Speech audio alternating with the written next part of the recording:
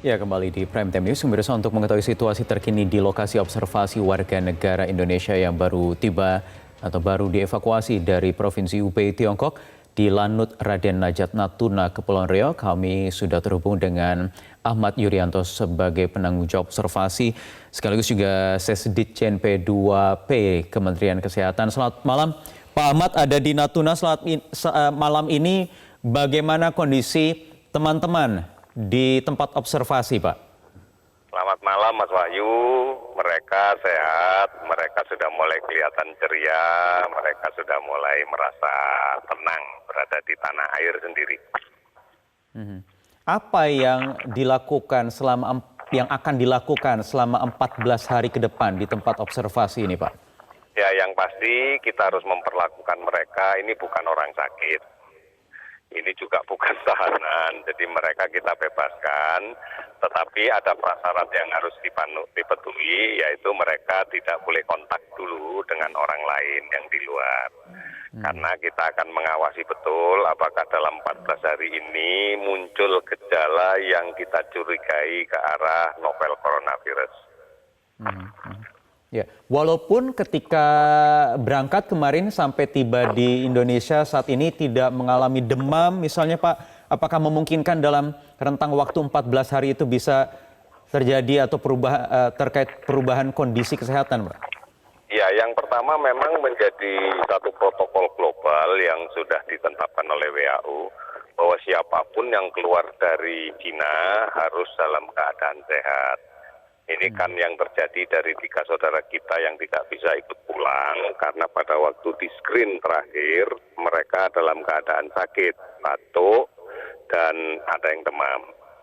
Nah, tentunya kalau kita perhatikan tentang perjalanan penyakit ini, ada yang kita sebut masa inkubasi, yaitu masa masuknya virus ke dalam tubuh sampai kemudian munculnya gejala. Ya. Nah, ini pada protokol yang ditetapkan ini 14 hari. Artinya kalau dalam 14 hari tidak muncul gejala itu, artinya kita yakin bahwa di dalam tubuhnya tidak ada virusnya.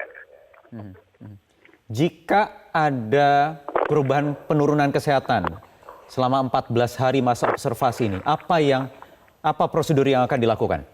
Yang pertama kita akan melakukan pemeriksaan gejala fisik ya. Apakah gejala fisiknya mengarah kepada penyakit corona MERS-CoV, corona virus. Jadi apakah mengarah kepada novel coronavirus. Nah, gejala-gejalanya itu adalah sama persis dengan gejala influenza, tetapi dengan cepat gradasinya memburuk. Jadi panasnya tinggi sekali di atas 37, 38. Kemudian disertai dengan batuk, disertai dengan kesulitan nafas. Nah, kalau sudah seperti ini, karena mereka berasal dari Wuhan, maka kita akan menganggap bahwa ini harus segera diawasi, diisolasi. Kalau ini beda lagi, orang sakit yang diawasi. Dan kemudian kita lakukan pemeriksaan apakah betul di dalam spesimen yang kita ambil dari yang bersangkutan mengandung virus atau tidak. Jadi selama 14 hari ini mereka akan tinggal bersama-sama di barak-barak yang fotonya, gambar, videonya juga sudah beredar ini, Pak? Iya betul, mereka akan ada di situ. Itu sebenarnya hanya tempat untuk mereka tidur ya, bukan berarti dia di dalamnya situ terus. Mereka hanya kalau jadi tidur boleh aja. beraktivitas bebas di sekitar. Oh iya, Jadi mereka malah lebih banyak berada di luar ya. Kalau kita lihat foto di situ ada kursi-kursi banyak yang kita siapkan. Ada televisi di setiap ruangan mereka. Kemudian mereka boleh keluar. Bahkan tadi sore saya lihat banyak yang pada duduk-duduk di sekitar taxiway-nya pesawat. Mereka pada foto-foto, pada ngobrol, bahkan juga banyak yang berbincang-bincang dengan kita, ngobrol tentang segala sesuatunya gitu. Bagaimana dengan komunikasi, koordinasi dengan pihak keluarga? Ya, ini yang ternyata harus kita antisipasi, tapi memang hari ini tadi kita biarkan dulu, karena mereka kan cukup lelah ya setelah perjalanan panjang dengan proses yang panjang dan melelahkan. Sehingga begitu sampai mereka tadi itu yang dilakukan pertama kali adalah pingin tidur. Ini nggak kita ganggu, kita biarin aja mereka tidur. baru sorenya setelah mereka tidak ngantuk lagi baru ngobrol. Nah dari sini baru kita paham bahwa ternyata semua HP yang dia bawa itu tidak ada kartu GSM Indonesia, sehingga tidak bisa berkomunikasi. Inilah yang nanti akan kita evaluasi, insya Allah besok sudah bisa kita bantu untuk kita carikan. Ya. Termasuk juga pemerintah memfasilitasi komunikasi dengan pihak keluarga ya Pak, karena tadi kami sempat berbincang dengan salah satu orang tua dari mahasiswa yang sudah dievakuasi ini, masih belum dihubungi oleh pihak siapapun termasuk dari pemerintah.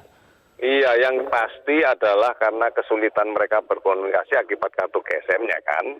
Tetapi mereka baik-baik kok. Jadi di sini nggak ada masalah. Dan mereka harus ya berkomunikasi dengan keluarga itu harus. Ada satu sisi yang kemudian bisa saya ambil kesan setelah saya ngobrol. Adalah kecemasan mereka karena mereka dikhawatirkan oleh keluarganya. Itu membuat mereka makin cemas gitu ya. Oke. Oleh karena itu ya kita harus memahami ini yang bagian dari psikologi yang harus kita pelihara betul. Baik. Karena kita tahu kalau mereka dalam keadaan down ya kondisi tubuhnya akan bisa turun nantinya. Oke, baik. Baik, terima kasih Pak Ahmad Yuryanto. Kami akan terus mengupdate kondisi teman-teman di tempat observasi di Natuna. Terima kasih, selamat malam.